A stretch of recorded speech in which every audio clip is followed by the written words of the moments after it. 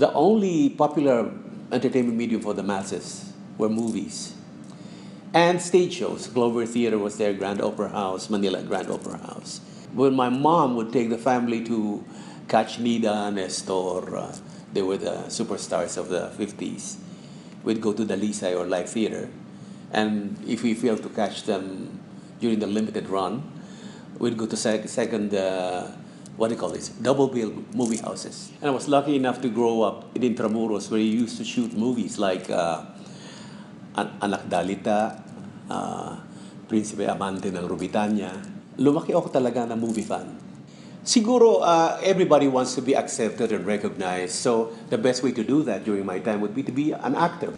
So maybe back of my mind, I was entertaining the thought of becoming an actor in the future, but it took a long time in manifesting. So I had a love for performance, but there was no platform for people of my color, unless you're a Leopoldo Salcedo or a Mario Montenegro, who are really dashing types, no?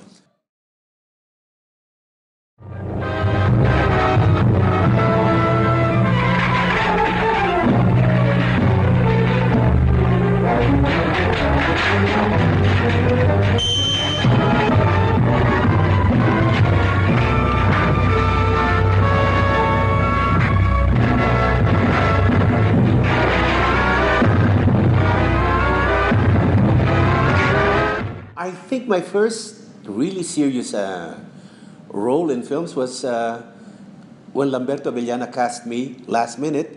I think I was a last minute replacement for Vic Silayan in Kapitan Colas. So I played General Malvar. It was great working with Lamberto Avellana.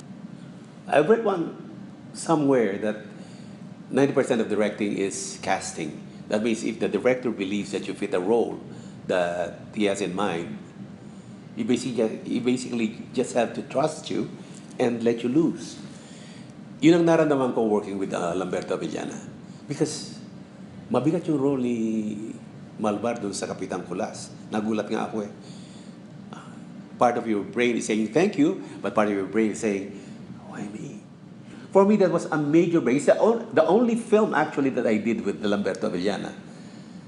It was so, sa akin, overwhelming na, wow, Lamberto Avellana, ito, pinapanood ko yung Anak Dalita, yung Badyaw, at saka yung mga pelikulang ginawa niya nung araw sa LVN, and all of a sudden, here I am working with him.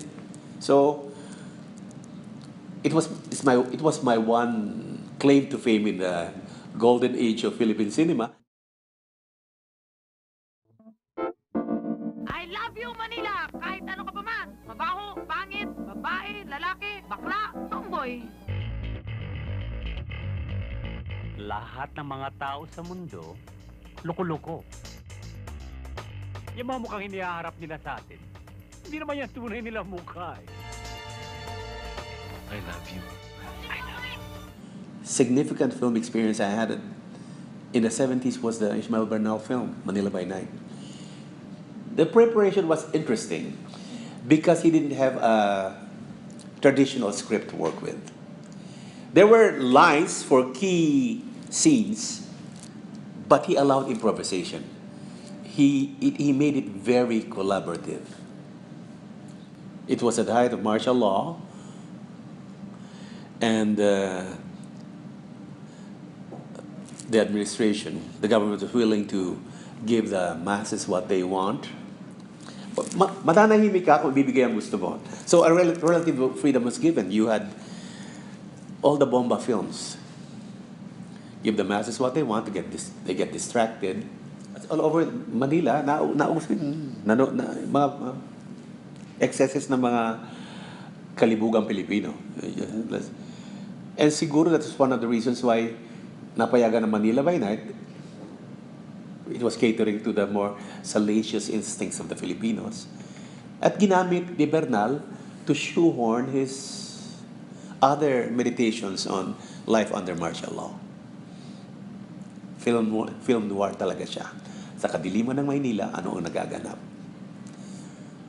Ang paghihirap, ang repression, ang kawalang pag-asa,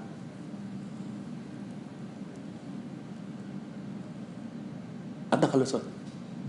To a certain extent. Nung magkaroon ng martial law, kung kailan pa may martial law, doon natuto ang Pilipinas o ang mga Pilipino talents to really study film.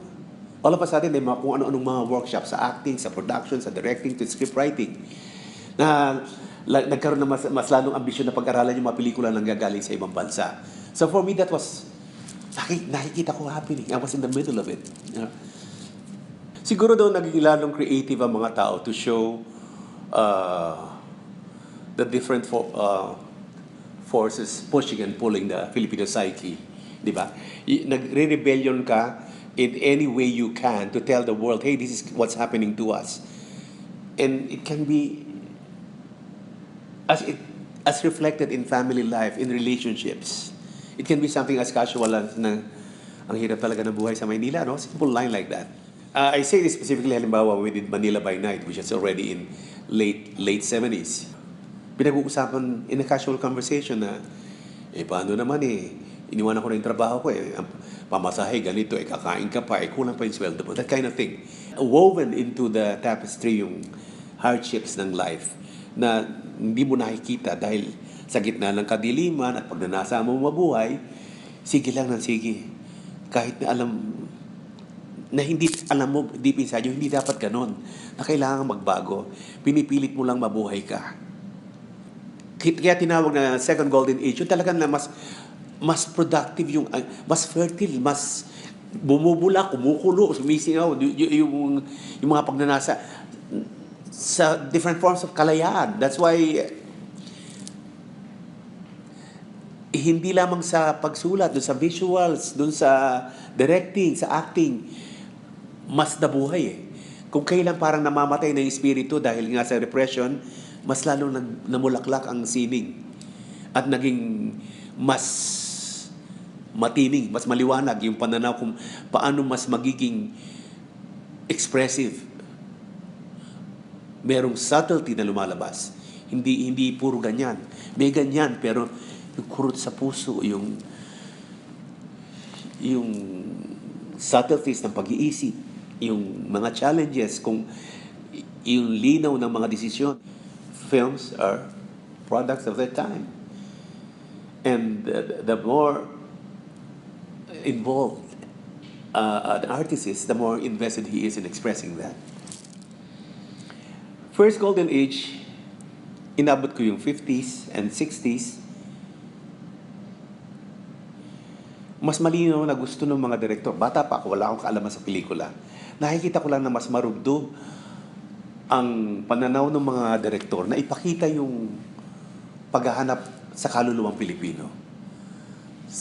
Ginagawa ni Gerardo de Leon, nung ginawa ni Gerardo de Leon ng El Filipustrismo, No Limitangere, Sisa, nakikita mong hinahanap niya yung koneksyon ng Pilipino sa kanyang kasaysayan. Diego Silang, things like that. Nakita ko rin yung sa ginawa ni Lamberto Villana noon sa meron siya yung mga Lapu-Lapu, for instance, na si Mario Montenegro ang bida. Nagiging mas malawak ang pananaw ng mga direktor. Hindi na purely for storytelling to amuse and entertain. Gusto nila ipakita ang kabuuan at katotohanan ng buhay.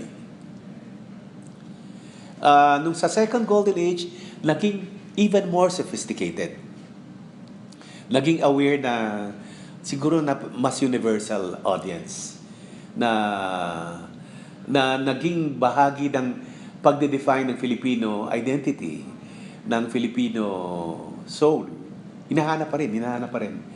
Kasi ang ipinapakita nila naliligaw because of what's happening in society.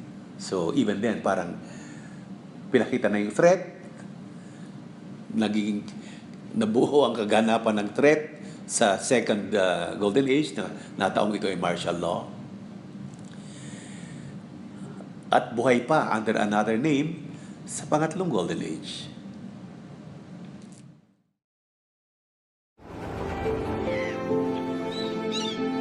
Oreが初めてじゃないよな。自分でも分かってるだろう。俺が覚えてるだけで今月も2回目だ。今回は食堂で眠りこけて。Bukas ng umaga, sa pagsilang ng liwanag mula sa silangan, Magwawakas na ang buhay ni Dr. Jose Rizal. Sagani. Kaibigan, nabasa mo na ba ang El Filibusterismo? Nasa unang pahina, ang bagong bayan, nauulit ang kasaysayan. Ano ho ang pangalan niyo? Ang pangalan ko ay Crisostomo Ibarra. May mga alingaw-ngaw! Hindi niyo narinig! Magkukuta ba dito ang himagsikan ng mga Tagalog? I was in the US. Sa social media nakita ko how indie films were thriving in the Philippines. And theater was also thriving. I said, what are they doing in the US? So I came back. And I did more in the Philippines in 5 months than I did in the US in 5 years. The blessings I'm so grateful for. I did Invisible, tara! Kung gaano ka understated yung role and underplayed ang character, gaano man kabuhay yung character ko sa Hele. So, ang ganda ng opportunity na ibinigay sa akin.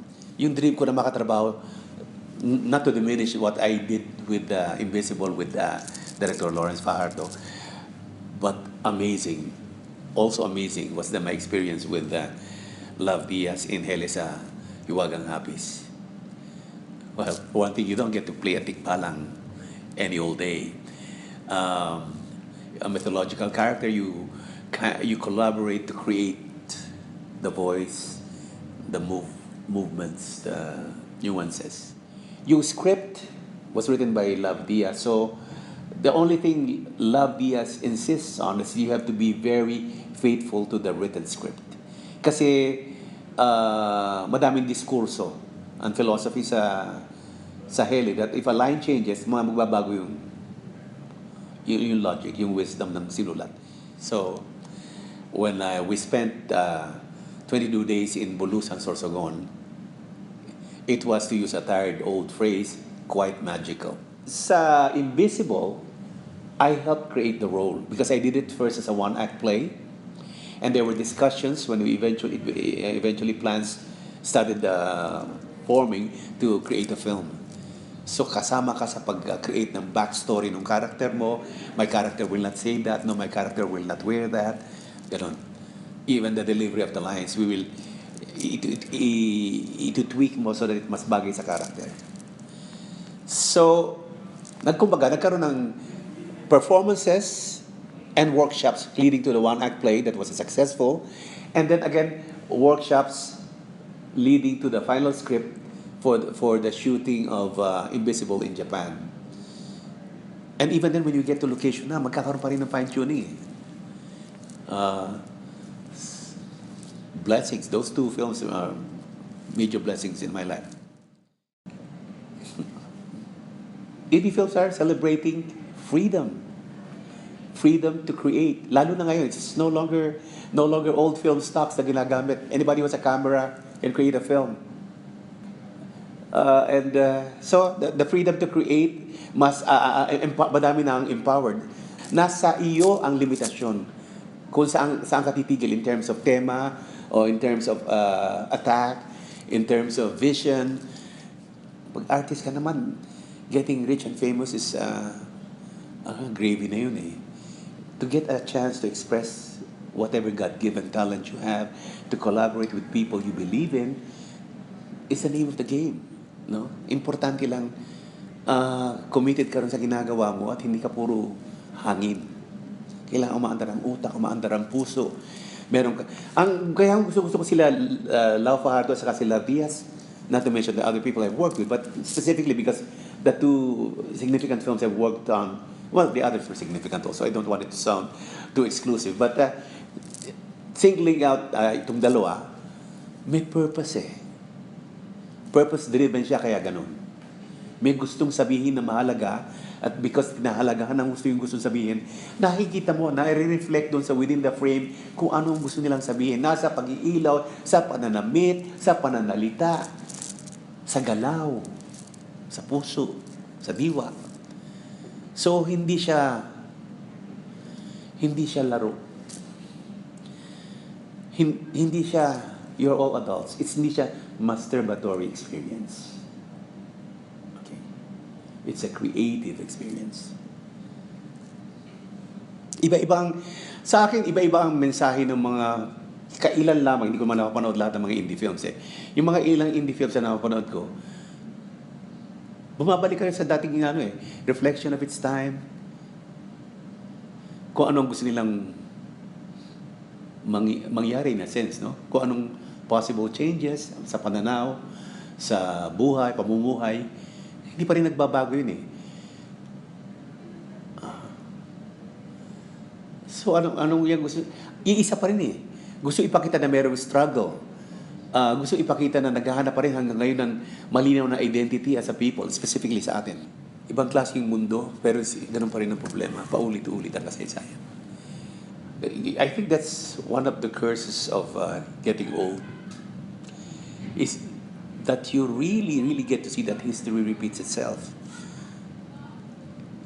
And actually, what you get to learn is to encourage the next generation to be hopeful, because changes do occur. It's just that evolution is such an achingly slow process, and a lot of monkeys are still running the world.